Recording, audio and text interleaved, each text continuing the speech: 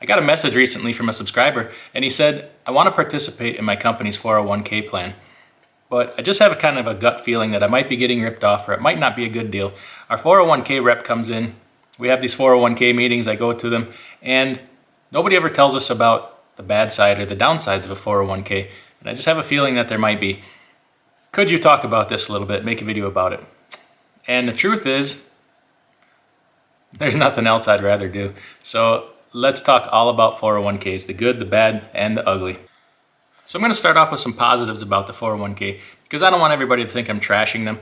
It's not a terrible plan. I just want everybody to know all the details about it so that you can make the best educated decision for yourself. And at the end here, I'm going to show you a couple tricks that I would use to maximize my planning potential. I'm not a financial advisor, a tax attorney, or CPA, so always consult a professional before making these decisions. So one upside to a 401k is automated disciplined savings. Once you set it up with your employer, they will do the contributions for you, withhold it from your paycheck, and automatically send it into your 401k so that you don't even have to think about it. Not everybody is good at saving or managing money, so this kind of would be an automated plan for you to set something aside. Another benefit to 401k would be a company match. Most 401ks will have some kind of a company match, typically between 1% and 6%. They may not match dollar for dollar, but they may match you 50 cents on the dollar for every dollar up to 3, 4, 5% of your income. So it's kind of like free money. It's like 100% return on your money or a 50% return on your money, whatever it is that they contribute. Another benefit of the 401k is it will reduce your taxable income now by deferring taxes until retirement in a traditional 401k. Now, some people do have available to them a Roth option, which you will pay the taxes now, but then the withdrawals in retirement will be tax-free and all the growth will be tax-free. So that's actually mathematically a better deal. You just have to decide which one is more appropriate for you. In this video, we're going to talk mostly about the traditional 401k because not everybody has that Roth option available to them through their employer. Not all employers offer that. The next thing about a 401k is loans are available in most instances. Most employers will allow you to take a loan against your 401k, and in return, when you pay the money back, you're paying interest on it. So you're kind of paying yourself interest. But, however, is that actually a positive and a good thing? Probably not. We're going to get into that here on the negative sides of it, and I'm going to talk about something you probably didn't think of. And finally, for the year 2020, you can contribute 50% of your income up to a maximum of $19,500 to your 401k. So that's a pretty substantial money that you can put away for retirement. So now let's talk about some of the downsides of a 401k. Some of the things that your 401k rep that comes into your company to do meetings will probably never talk about. The first thing I would talk about is a vesting schedule on the company match.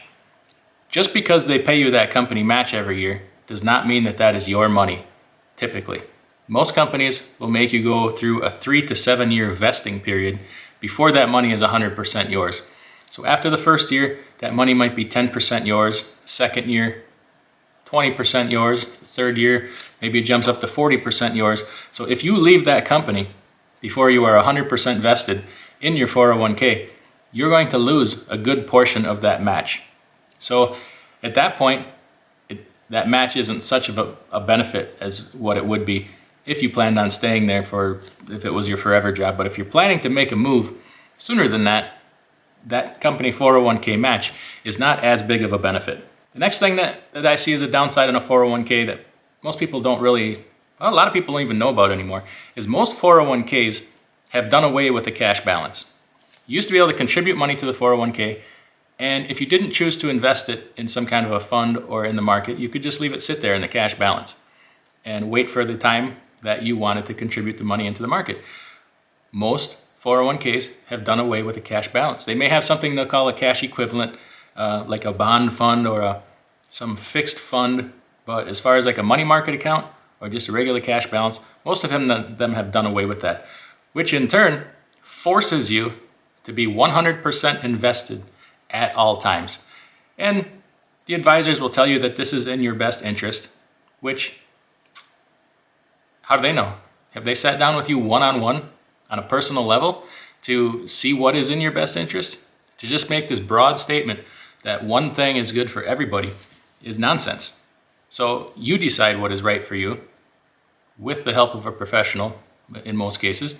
And for them to say, oh, hey, you can put money in here, but you have to be 100% invested at all times, you decide if that's right for you or not.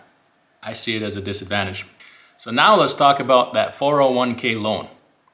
So most people will say this is a benefit, that you can take this 401k loan and use the money for, you decide whatever you take it for, health problems, maybe you're buying your first home, whatever, and that you pay yourself the interest back instead of paying the interest to a bank.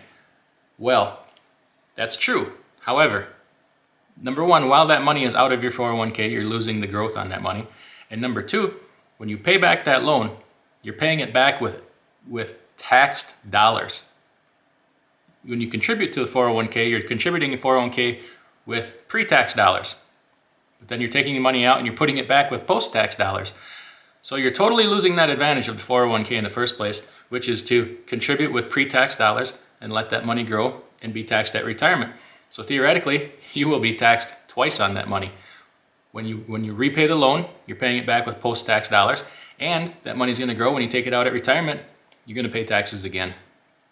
That is not a good deal in my book.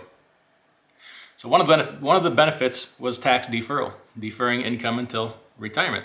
And the theory is that because you are in retirement without an income, that your tax bracket will be lowered than when you are working.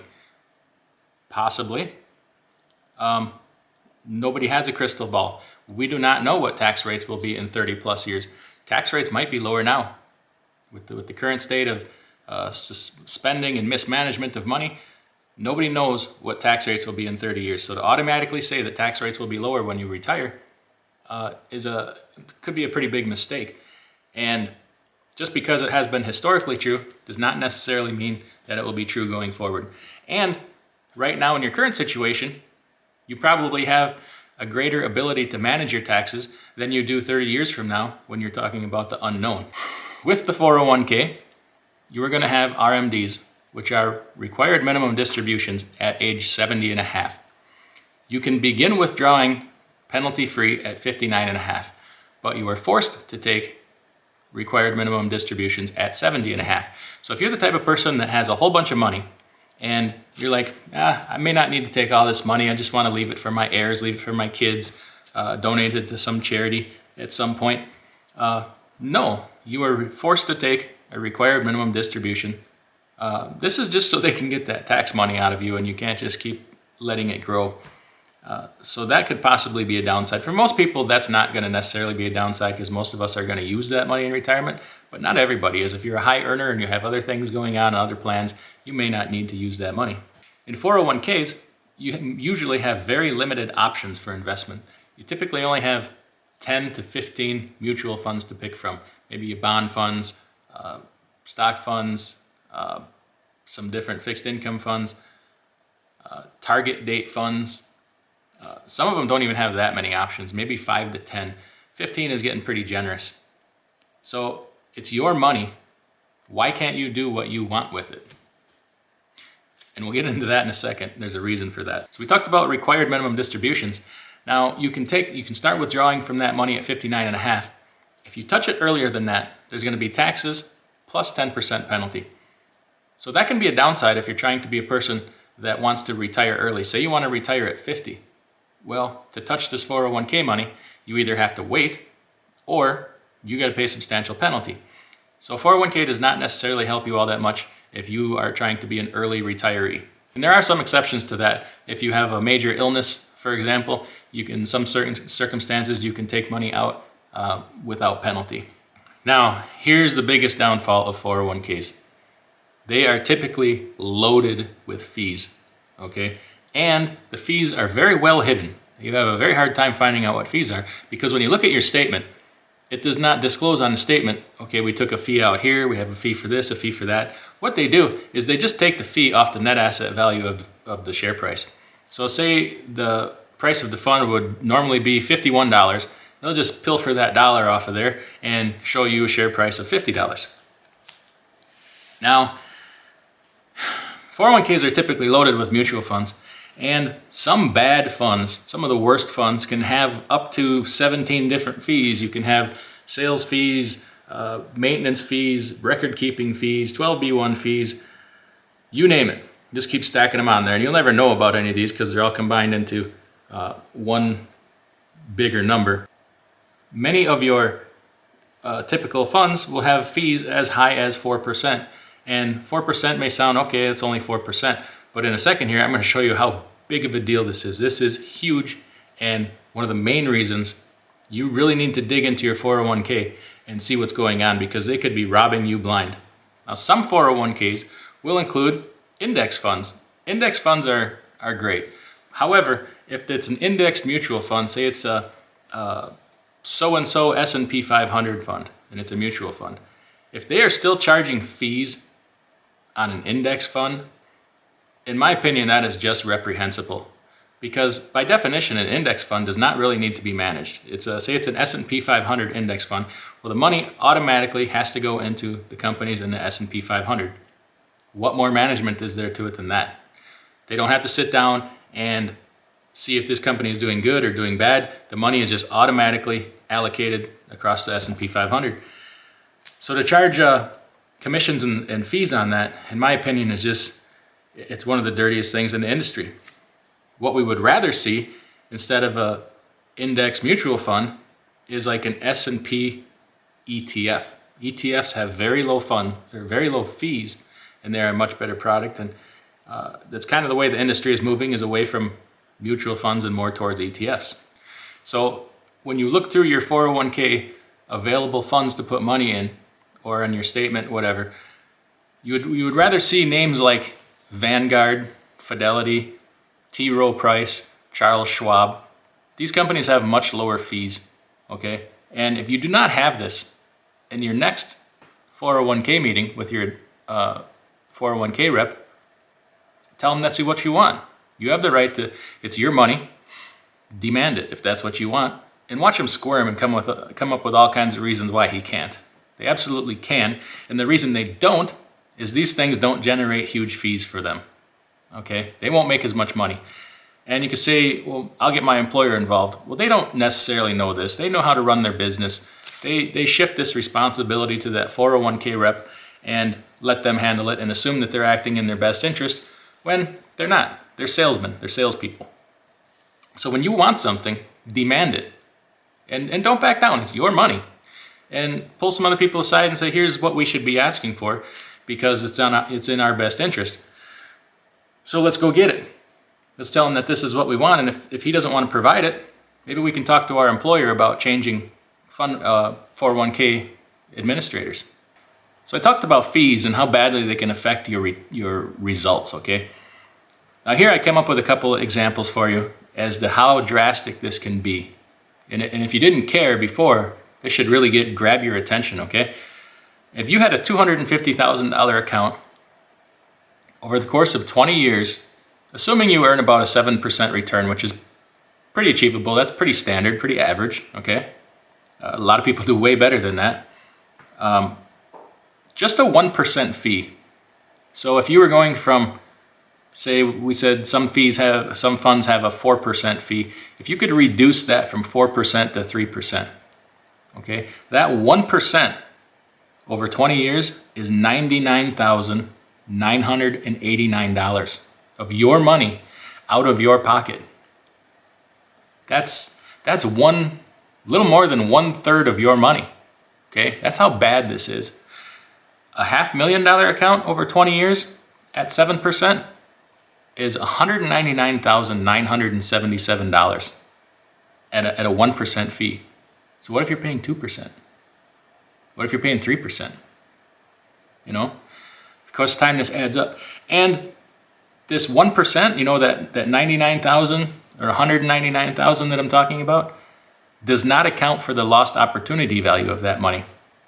And what I mean by that is if you had that $99,000 back in your account to be invested, what would be the growth on that money?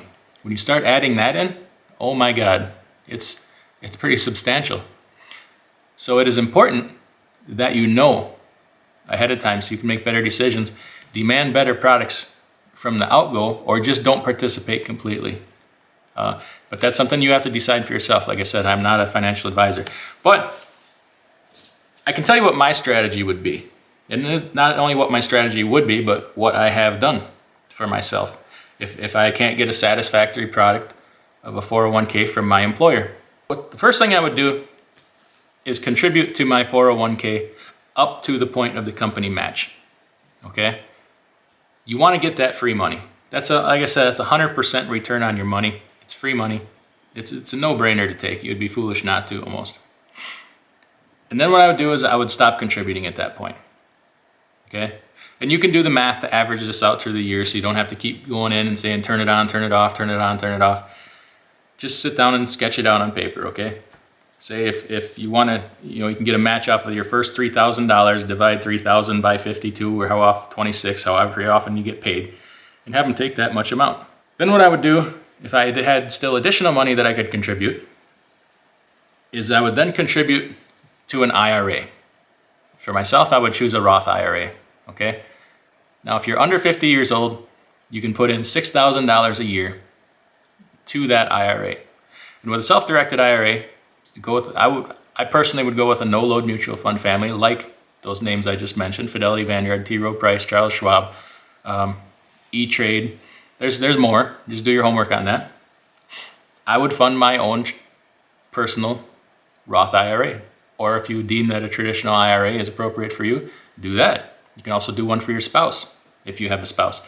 Now, if you're 50 or older, for 2020, these are 2020 numbers. They usually go up, every year or so.